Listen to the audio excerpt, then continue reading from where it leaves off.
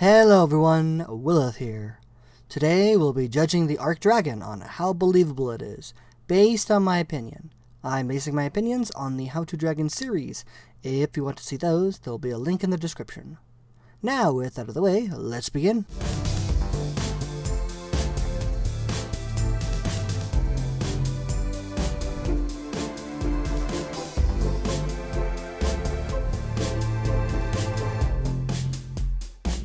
Alright, first things first. The Ark Dragon is way too big to believably fly. I honestly can't think of a way to believably make something this large be capable of flight. Unless you add in some magic mumbo-jumbo. For example, like maybe it eats some kind of rock or plant or fungus or something that when eaten, it creates a gas and is fueled into its air sacs. Or maybe it's just a magical nutrient it absorbs into its body, making it way lighter for a time, allowing it to grow so big and be able to fly. Those are some examples of how to use magic to make something like this thing fly. I feel that you can use magic to make something like this fly, it just needs to be explained. However, interestingly, this dragon is technically a cyborg. It's made from organic material and tech has anti-gravity properties, so it's entirely plausible that it uses that to fly. But that's just speculation, and not officially stated by the devs or in the lore. Now, the other problem with it being so massive is that it's going to need a stupid amount of food, and I don't think this dragon would ever be able to get enough food to sustain itself. It would need to spend every waking moment eating. However, in the lore, at least from what I gather, it looks like a certain number of clone dragons are held in stasis and are spawned by the Arks when people enter into the dragon boss area. So basically, they aren't meant to sustain themselves, just to test the humans. Anyway, as far as I can tell, Ark has little to no info on this guy. At least, nothing that would explain how it achieves flight. Moving on, ignoring its ridiculous size and the anti-gravity theory, its wings also aren't long enough for it. And the wing membrane doesn't stretch past its hips, nor do they give it wing fins similar to Toothless. This effectively means that it'll just get dragged down by its hips. However, it is leagues better than its dossier art. No, God! No, God, please, no! Also, it has no tail fins, so it also can't steer in flight, and its tail would just drag behind it. Now, it does have a barrel chest, so I'll assume it has a keel bone for its wing muscles to attach to, so at least it can support its wings.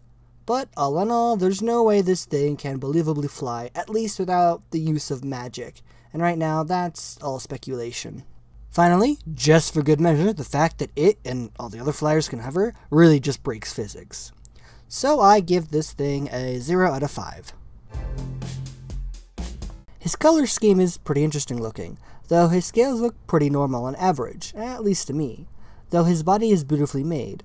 He definitely looks powerful, as many dragons should. Now, there is something very interesting about his scales. Sort of. It's mostly speculation on my part.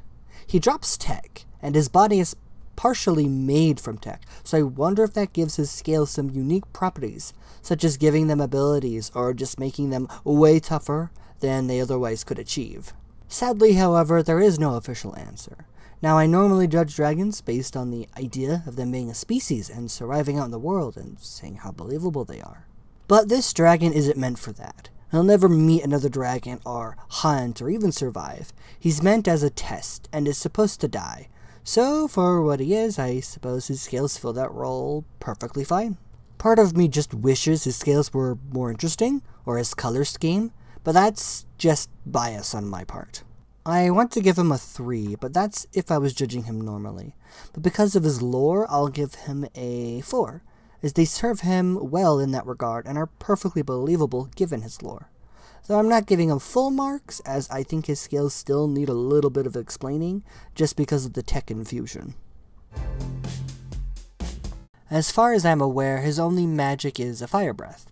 However, fire is very easily acceptable as something believable, as he could breathe fire based upon a gas within his body, or maybe he eats some fire-reactive rocks, or it could be due to the tech within his body, as he is basically a cyborg. It may not be on the average scale and is basically explained by the tech, so I'll give him full marks, as it's very believable. His teeth look like teeth. To me, they look similar to that of T-Rex, so they could be designed for crushing things, though there is no further information on them. Now his claws and feet look really well designed. I really like them, so they get my stamp of approval. As for his horns, I suppose they're just horns. Because of his lore, he pretty much won't ever use them in any meaningful way, such as grooming or courtship, so they're mostly just aesthetic. Though they do look pretty wicked, I give him a 5 out of 5. I really like this dragon's animations and postures. It's really cool that it can run on all fours and 2 legs. His lore is interesting, and I like that he looks powerful and is strong in the game, so that wins him some points. Other than that, I don't really have anything else to add to this dragon, so I'll give him a 3 out of 5. He gets a total of 17 out of 25 believability. Without his lore, he would have scored lower, but not by too much, I think. Because of his lore, he's a lot more believable than he otherwise would be. Though I think a huge opportunity was missed with the whole tech aspect of him.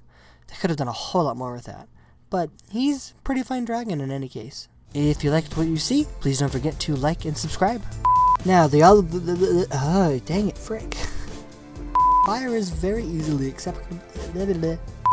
And I don't think that,